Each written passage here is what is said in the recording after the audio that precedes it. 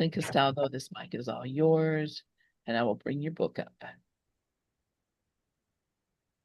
So welcome everyone. And as always, please join in and share as you feel you'd like. And you can just unmute yourself. But before we start, I just feel so much gratitude. So I just want to take a moment and think about all the gratitude. And from the lesson that Mike was giving, I took out these words. Let us have love to replace fear, to have laughter to replace tears, and to have abundance to replace loss. You know, be you in charge, Lord, because my will and the will of God are one. How beautiful is all of that? I just love these lessons. And this book just complements everything. It's all coming together. So we're going to start with, how are we doing here? Oh, nope, go back. That was 15. Yeah, I know I'm lost. I for some reason it's moved. So Yeah. there we go. It shouldn't be too far back from 15 It though. should be right here. Yes, Just there it is. okay, yeah. Okay, so here we go. Um, okay, so I'll start with soul that you have. It says, and this remembering, it feels like undoing, like a slow erasure of every image I had painted of myself, even the beautiful ones. And love says, yes, even the beautiful ones, especially the beautiful ones. The dangerous illusions are not always the monstrous ones. They are the golden mask of virtue, the holy roles, the sacred duties, not because they are evil, but because they are mistaken for identity. When you let them go, you become what no image can hold. You become like wind, like light, like a song without a source. Then and only then do the virtues return, but not as possessions, not as mass. They return as the natural radiance of the soul that has disappeared into love. And Soul says, so true humility is not crafted, it is revealed. And Love replies, yes, it is the state of one who no longer claims anything, not goodness, not wisdom, not even humility itself. The truly humble do not try to be humble. They have forgotten the self that would measure such a thing. They walk unnoticed because they no longer walk to be noticed. They serve without effort, without memory, without reward. Notice that word serve. The truly humble do not try to be humble. They've totally forgotten their self and they walk unnoticed and they serve without effort. This is what Jesus meant when he knelt to wash the feet of his friends. He wasn't teaching, he was being. There was no gap between his hands and the love moving through them. Oh, what a beautiful image. There was no gap between his hands and the love moving through them. So too will you move when there is no you left to perform. And I have to make this comment, Lynn, when you were talking about the trafficking and how horrible it is and all the people involved, I have to tell you that I I had heard of this before it was splashed all over. You know, it quietly came to the forefront and it upset me so badly. Um, and I started praying, for all these souls that have been trafficked and abused and oppressed. So it's been I don't know how many years now, and I was following some of the people that were going after and freeing these children. And what came to me in recent days, as I still pray for all of them, is the fact that it's finally being exposed so it can be stopped. The horrors of it all are finally coming forth so that it can be healed. At least that's what I am getting. It was the birthing pains to have the shock of all this in the press and then finally make people wake up and say, this is wrong, and something has to be done. And then realizing that there's pain before there's glory, thinking about Easter and all that Christ suffered before the resurrection. So I just wanted to comment on that. Anybody else want to comment? Feel free. Yeah, I think it's so funny, Lynn, that the people who were like most adamant about, this is bad things happening, and the whole Pizzagate thing and all this, they were the ones who were actually doing it. That's what cracks Mm, me up. They're the ones who were actually doing it and trying to put it off that it was other people who were doing it. And it just is, and I was so angry about the election, and how who won and all that business, because I thought, this is just going to be a disaster. But really what it did was it people began to realize these monsters that were among us that had convinced a lot of people that they were good, and they were going to try to stop this thing, when actually they were the ones who were doing it. And wow. and so you got to understand, they're revealing themselves this way. And they may not go to prison in this country, but in other countries of the world, it doesn't matter. You can be a prince and you're going to jail. Mm, You can be mm. a world leader or a corporate leader, and you're going to get arrested, just because in America, we're kind of brushing it off and saying, oh, I don't know what people are saying. I don't even know how people are justifying their thinking about it now, or who they voted for. But, recognizing that they may not get punished here, but they will be known throughout the world for the things that they've done already. I mean, already is pretty obvious. So yeah, it's so funny. We're always talking about ourselves. We're always Mm. talking about ourselves. So, now I know if they're accusing someone of something, it's because they are doing it and trying to push off the guilt onto someone else. And and if that hadn't have happened, if Kamala Harris would have won the election, we would be just going sitting fat and happy, and all these young children, girls and babies, would still be being abused and violated. And Mm.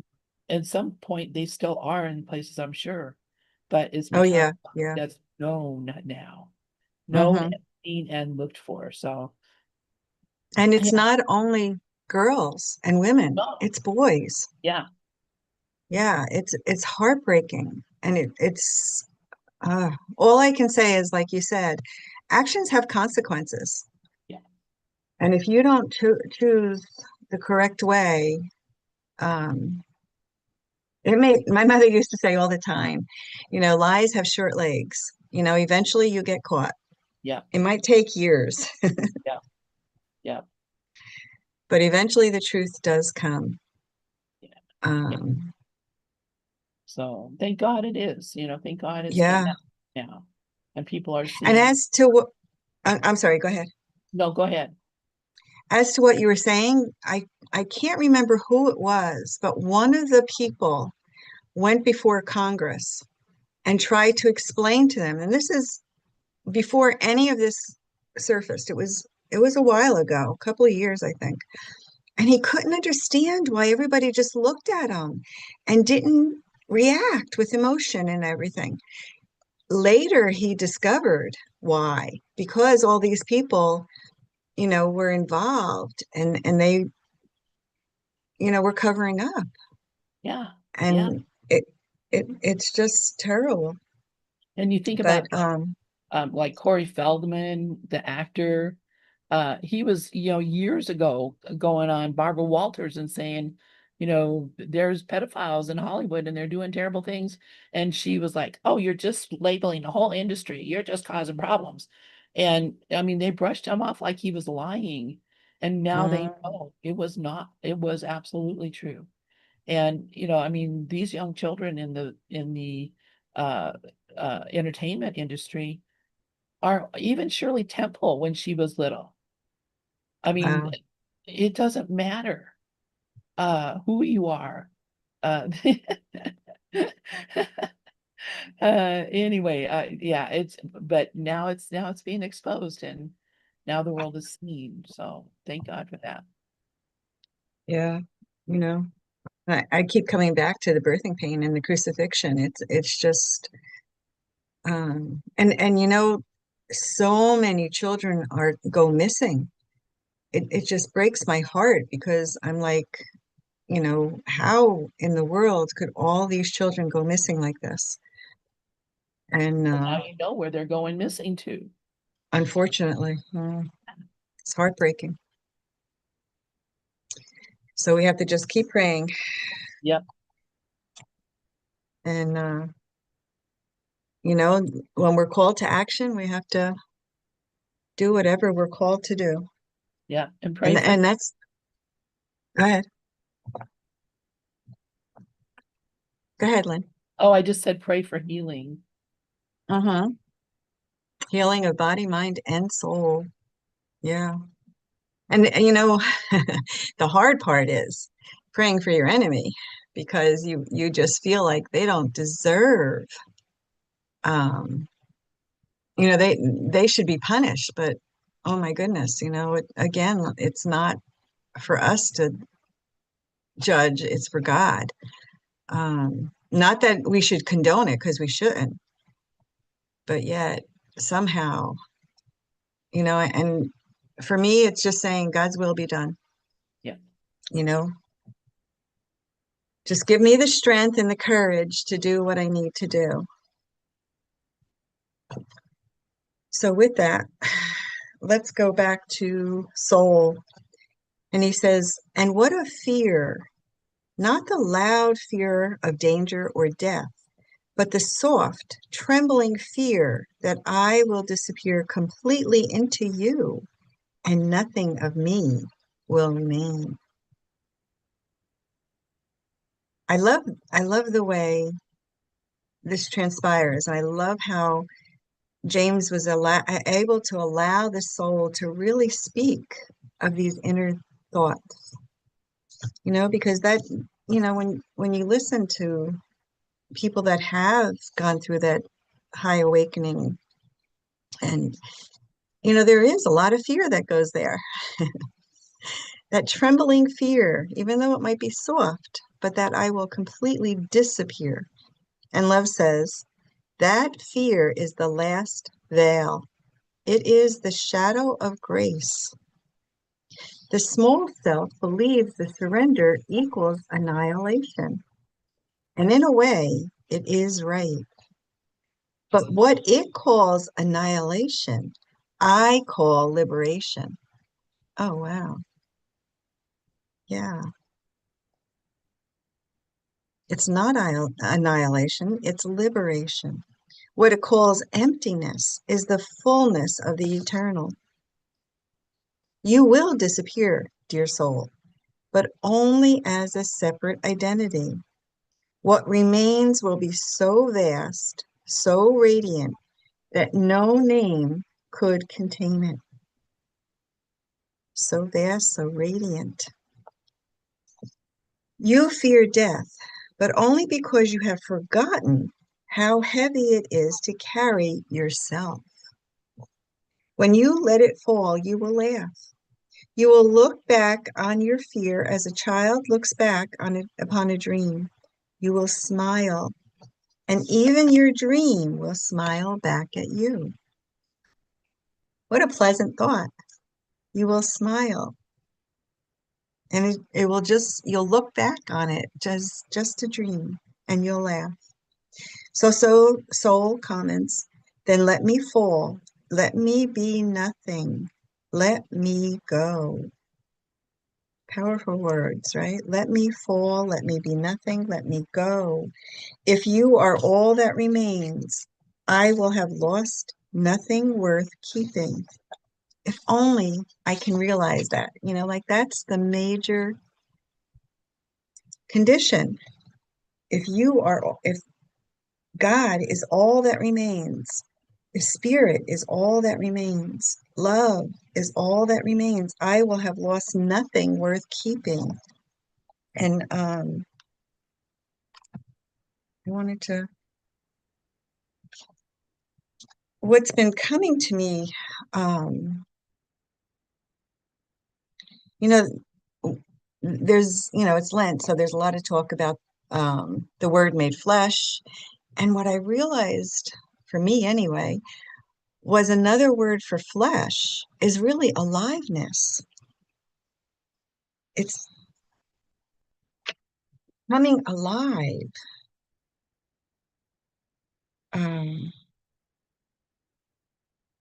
Jesus came alive through God's word. Prophets foretell in the Old Testament the Lord would come to redeem his people.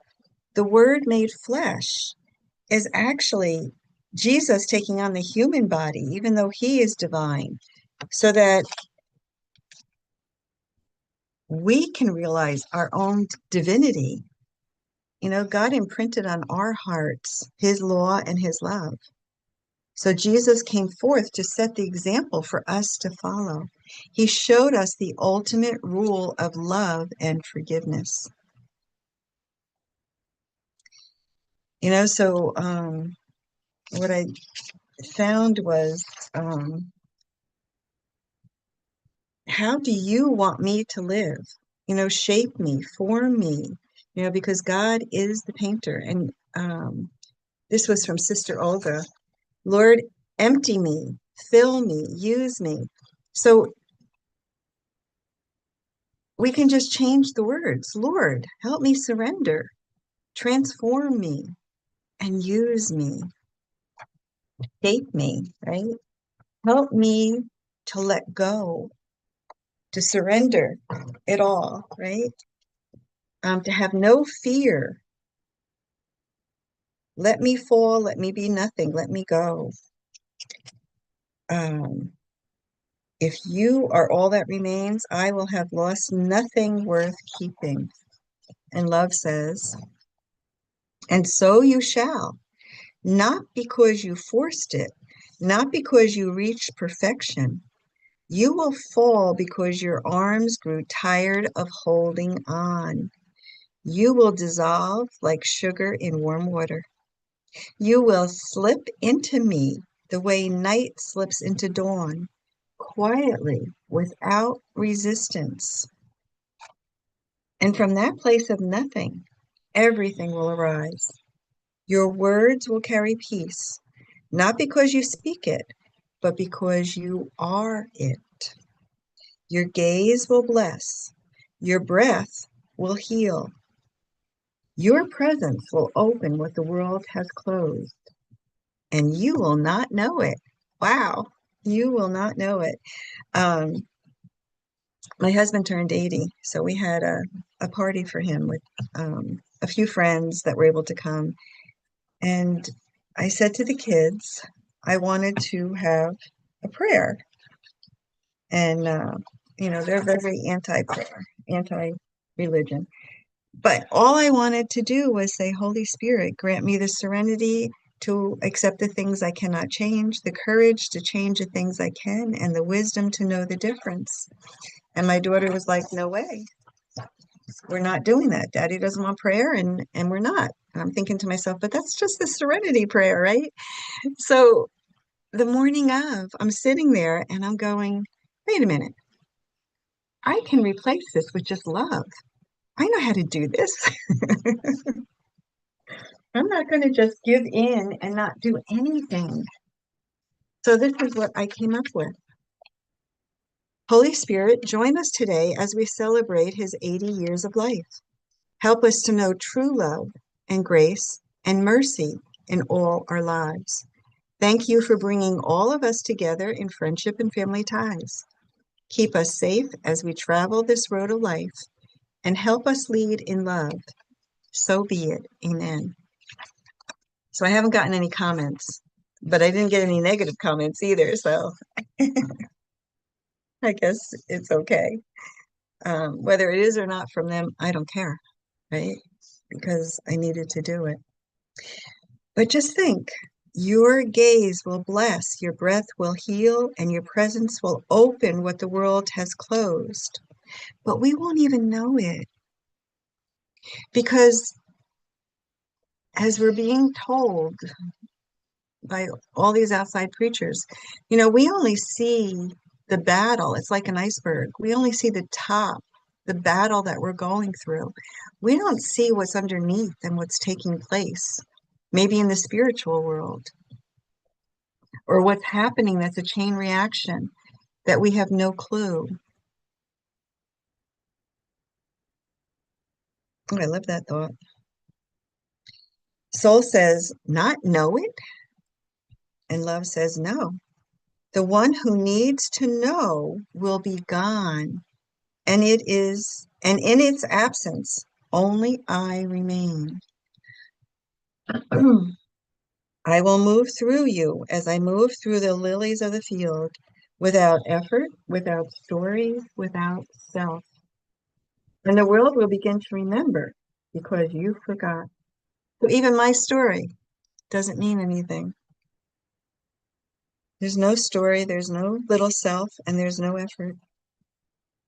It will just be love moving through us. The soul replies, then forgetting is holy? And love replies, forgetting the little self is the most sacred remembrance. It is the gateway to being with a capital B. What you forget today, love will remember for you. And what love remembers is eternal. So everything that we've forgotten, or even in my daily life, as I forget to choose love and maybe choose fear instead, will be changed and remembered if I remember to pause. And I'll tell you, right before the party, I was like, a couple of days before the party, I was like, oh my goodness, is this going to be okay? Because there was some friction, and I'm like, oh my, am I? Will it go peaceful, or will there be trouble? And of course, I wasn't there in the beginning, so I really don't know. But this is what came to me. Um, just when I finally just prayed on it and said, God's will be done, what came with me was go with the flow and don't make the first move. Oh my goodness, it wasn't mine to solve. It wasn't for me to make the first move. It was just for me to hold the love for all of them. Um, so only love will remain. And what you forget today, love will remember for you. And what love remembers is eternal. So soul replies, I choose this forgetfulness now, love. Let me forget, right? I choose this forgetfulness now. I realize that I don't need to change anything in this world. I only need to pause and let you take hold of me. Right now, just pause and let love take hold and feel love's embrace no matter what's going on in life, no matter what's going on in the news, in the blizzard that we're having. Soul continues.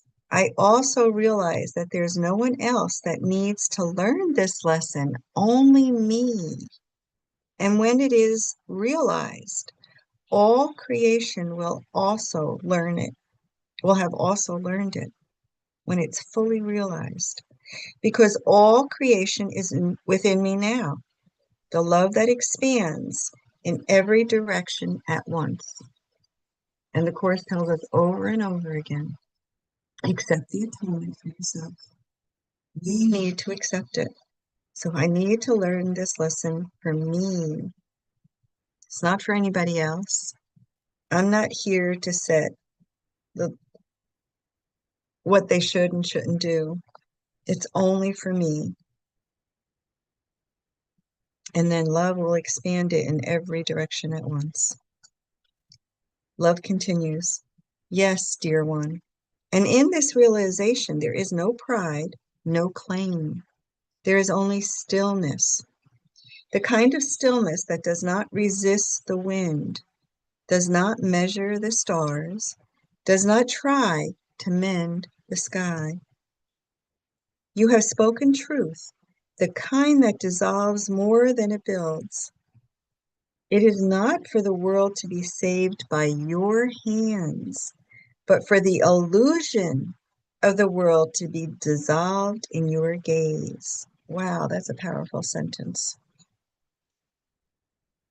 It is not for the world to be saved by my hands or your hands, but for the illusion of the world to be dissolved. And how do you dissolve it? Love says, by not fighting it, by no longer insisting that it be different than it is.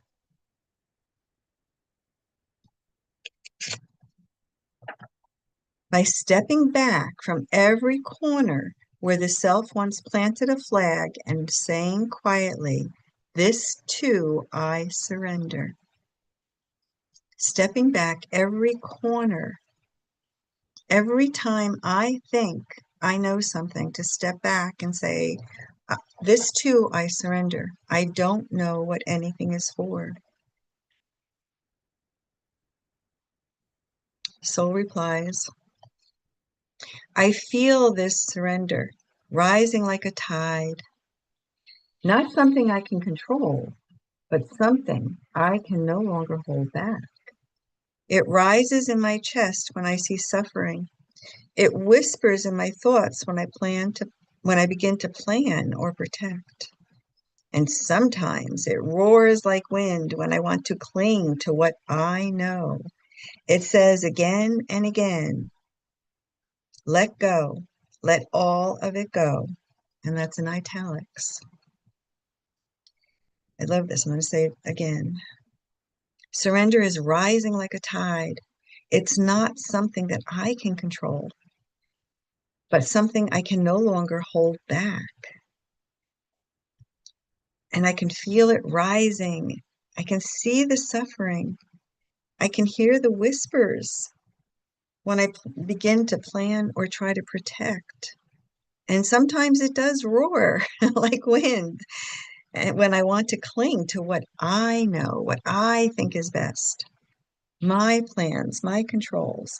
And yet it says again and again, let go, let all of it go. So love says, and you are listening now, not with ears, not with the mind, but with the deep center that has no language. This listening is a prayer. This listening is prayer. This surrender is prayer. You do not need words anymore. The ancient tongue of longing has matured into the quiet of return. So our surrendering is prayer. Our listening is prayer.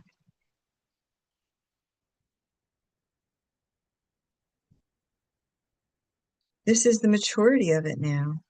Soul says, but is there a danger in this forgetting? If the world around me believes in names and plans and wounds, and I forget even my own, will I still be able to walk among them? Will I become so empty that I am no longer able to respond? It's a big fear, you know. I'll forget even my own. It just reminds me of even all the Alzheimer people affected in memory care, and people that have Alzheimer's will forget everything. It's scary. Are you sure this is the way I have to go?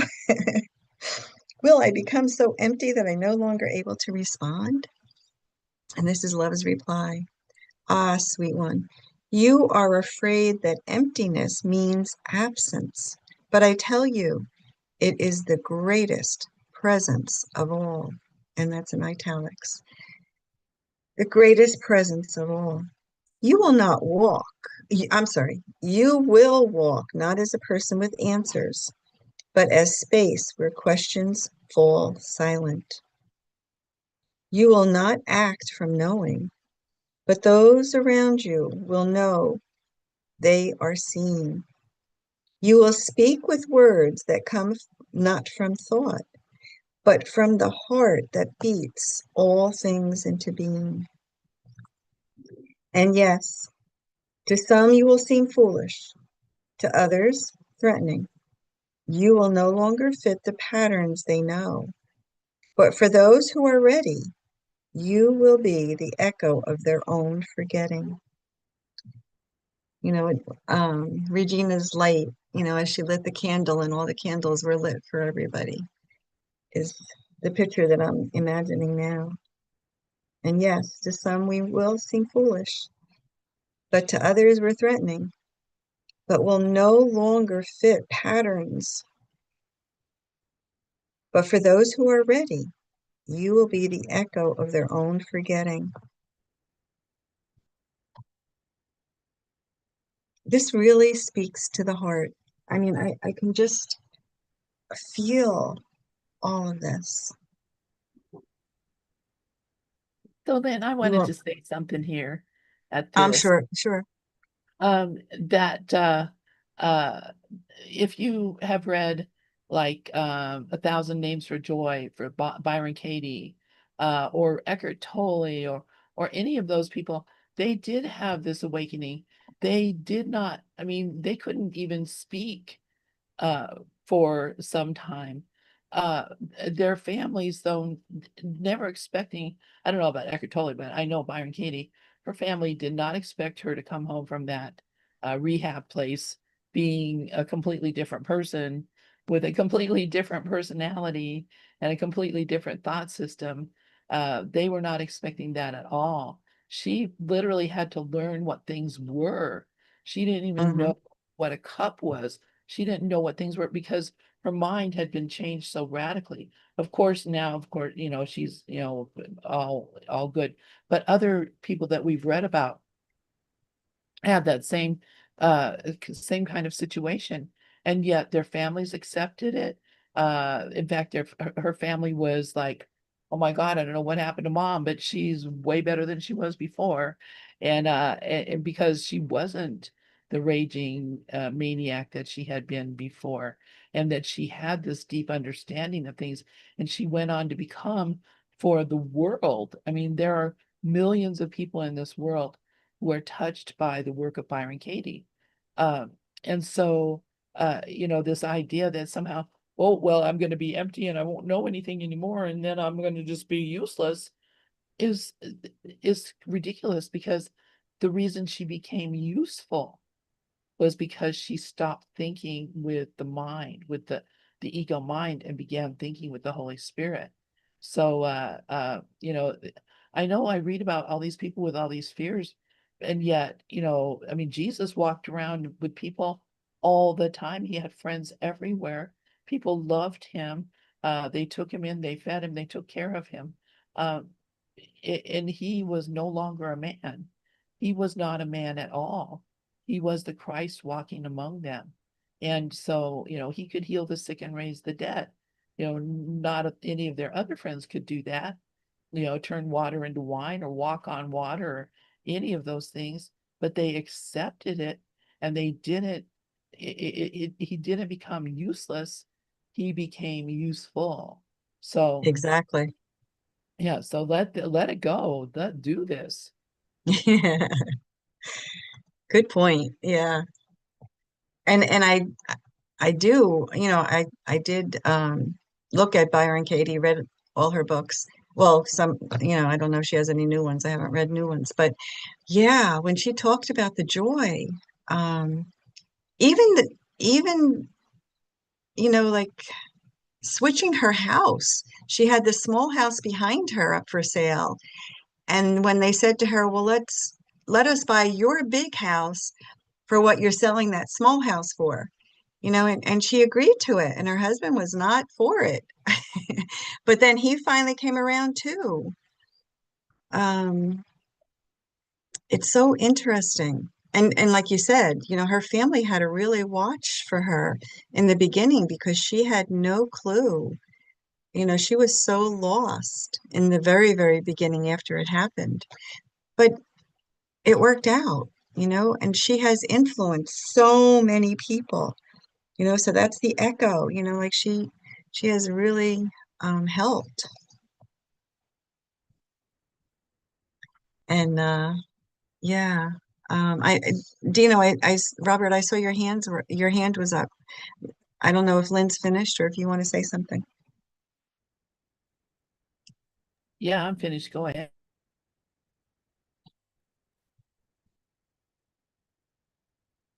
Okay, go ahead. No, I was just giving a thumbs up. It wasn't my hand up. Okay. But he did say that I'm going to love the next share. And I will be around because we're not taking off. We're not going anywhere with all this snow. Actually, it's a state of emergency and they're telling people they really shouldn't be driving. But I don't drive in this anyway. Way too much snow. Okay, so you will be the echo of their own forgetting, which really points to what Lynn was saying. It will look at all the people they have influenced.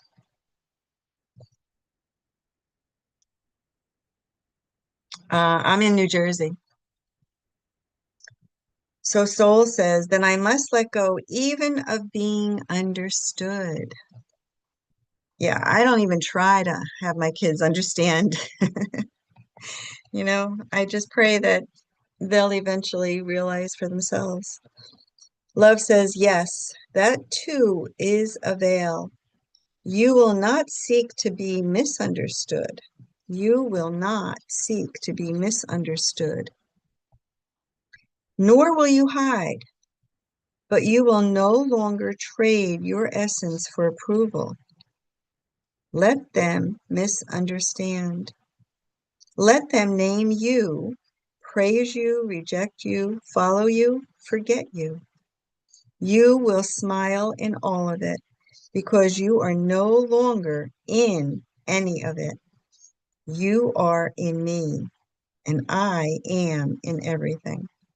So that's also the part, okay, yeah, let them misunderstand, but reject me, my family, that makes it a little difficult yet.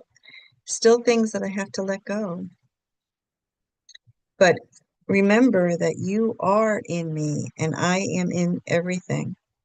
So Soul replies, even in the darkness, and Love says, especially there where you once saw evil, you will now see confusion. Where you once saw sinners, you will see children dreaming. Wow. And where you once saw loss, you will find space. Wide, holy, endless space. You do not need to drag others into this vision. You need only rest in it. That rest will radiate. It will touch the hearts of those you may never meet. You will become the answer to prayers never spoken aloud. So this goes back to, like we said, just hold the space, surrender and hold, because as we said before, how can I see all this hurt and pain and not get upset, but just to realize it's just confusion and I will find a way to bring peace to it. If I just rest, that rest will radiate. It will touch the hearts of those you may never meet. I hope so. The answer to prayer is never spoken out loud. Um, Powerful stuff. Soul says, and what of justice? What of all that seems broken?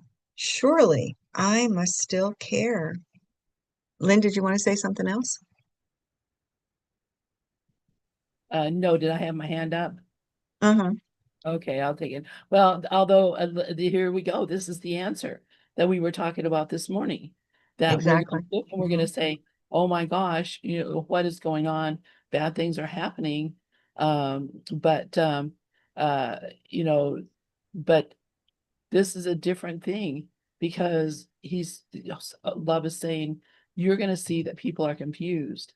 You're going to see that people are it's just children dreaming crazy dreams. And now, I mean, thinking about it, uh because of my own personal experience um in my lifetime of having had these things happen to me when I was a child, and even as an adult, bad things happen.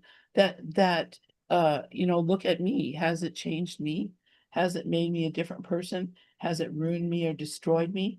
No, I've become stronger and more aware because of it, and aware of love and the call for love, and so many things that I may not have known had those things not happened.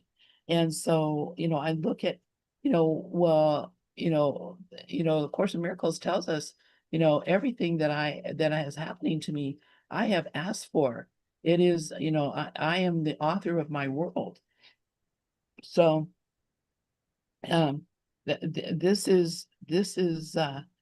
where basically the rubber meets the road. Am I going to have to run away from these terrible things that seem to be happening, or am I going to learn to see that nothing is really happening and we're just dreaming a dream? This is a world that's a dream, and it may seem like a nightmare, but no son of God is actually ever hurt.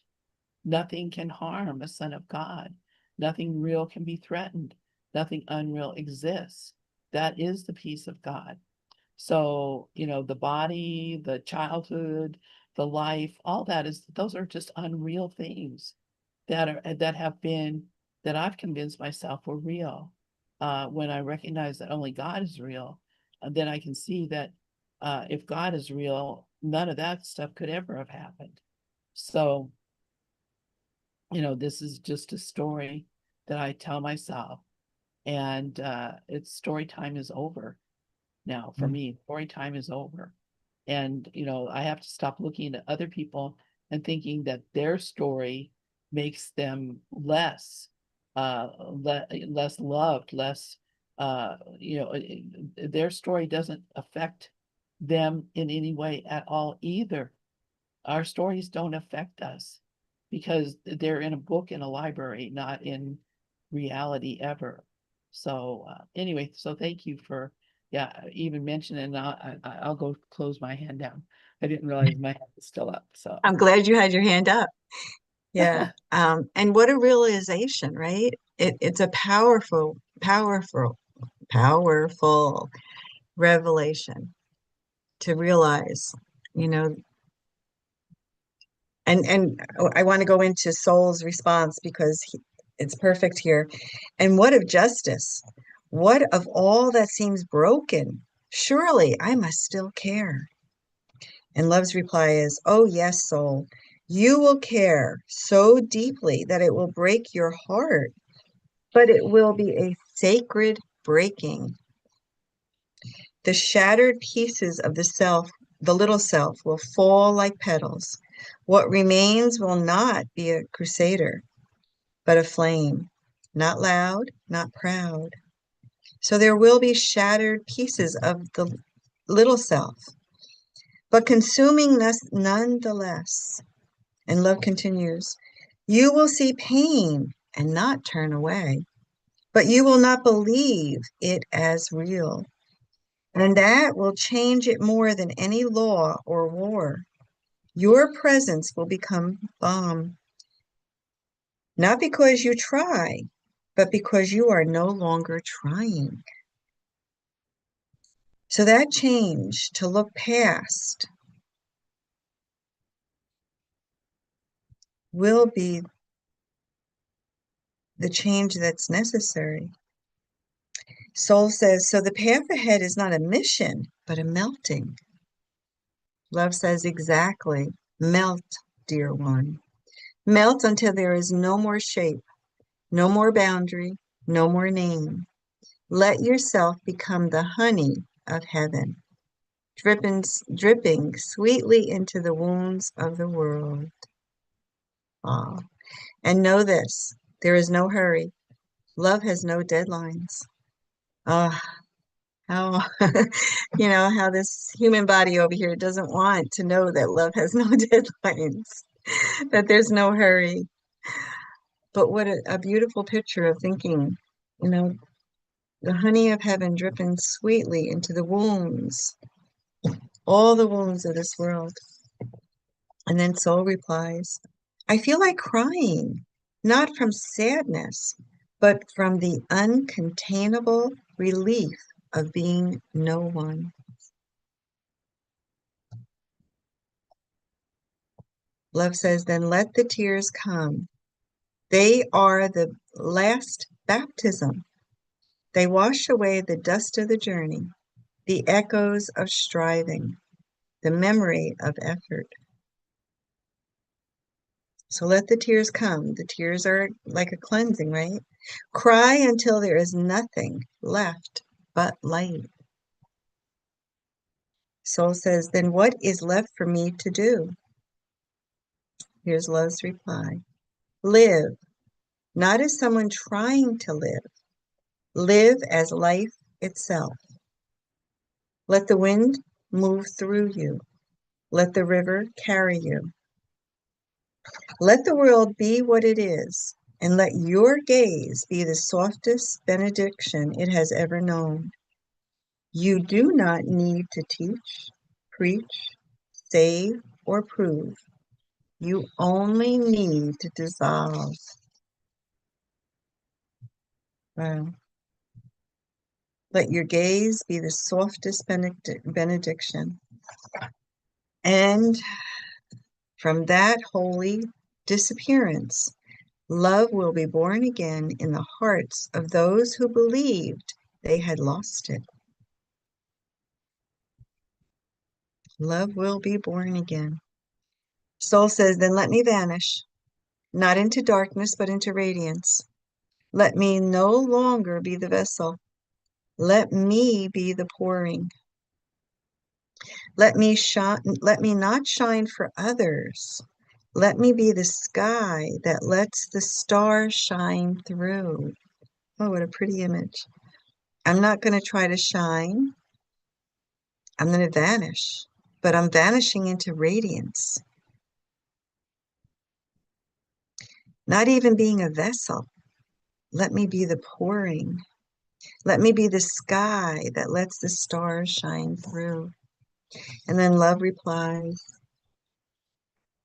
and so you are. This is the fulfillment, not in triumph, but in transparency, not in praise, but in peace. And now you may go on, not to achieve, but to abide. And in your abiding, I will move as the world's remembering. And in your abiding, I, love, will move as the world's remembering. And I don't want to go into 15. I only have a few minutes left. So I want to go back. I had this marker. Oh, Lynn, this is the call for love that we both highlighted, I think. So I'm going to go back to that. You probably won't find the page, but I think it starts on page 129. And Soul says, but it feels overwhelming. There's so much conflict, so many wounds. How can one person carry that kind of unity? And love's reply is, you are not meant to carry it. You are meant to dissolve in it. The soul that tries to lift the world still believes in two. The soul that allows the world to move through it without resistance is no longer separate from the healing it longs to offer. You asked what role you play in this time, and the answer is simple. Become so empty of your little self, the little s, that you no longer interpret the symbols of separation as real. See them, acknowledge them. Actually, this is the beginning of 14. See them, acknowledge them, but do not agree with them. You know, he's giving us all the things that we talked about before, that we need to just empty ourselves. And this is where we highlighted to see a wall and know it is not a boundary, to hear a voice of fear and recognize it as a cry for love, to walk into the fire of division and carry no flame of your own. This is your calling. Yeah, you found it, right?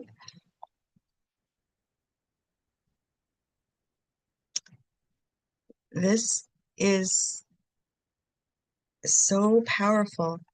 Love says, give them your presence, not your plan. Give them your stillness, not your strategies. Let your peace speak louder than your words. And Robert sharing this morning, I let go of my story. That's going to be very interesting, right? Your letter was very, very powerful. I tried to have my husband read it too. I don't know if he read the whole thing. But then love continues. This does not mean inaction, but action that rises from oneness is entirely different from action rooted in resistance. The former heals without trying, the latter spreads the wound beneath its bandage. Be still enough to hear what love would do in each moment. Sometimes it will speak. Sometimes it will listen. Sometimes it will stand up. Sometimes it will kneel. But it will never divide. Wow. So beautiful. Okay, unless somebody else wants to comment, I think I will end there. Thanks so much for the comments and being here. And I will give this back to Lynn. Thank you so much, Lynn. Oh my gosh, this has been a wonderful hour, and I'm so grateful for you. And we'll do chapter 15 next week, and we'll be pretty much done with this book, and hoping you found something else that you like to share with us, because yeah, this is a great time. And just I'm really, really grateful that uh everybody seems to have power. Everyone everything seems to be working.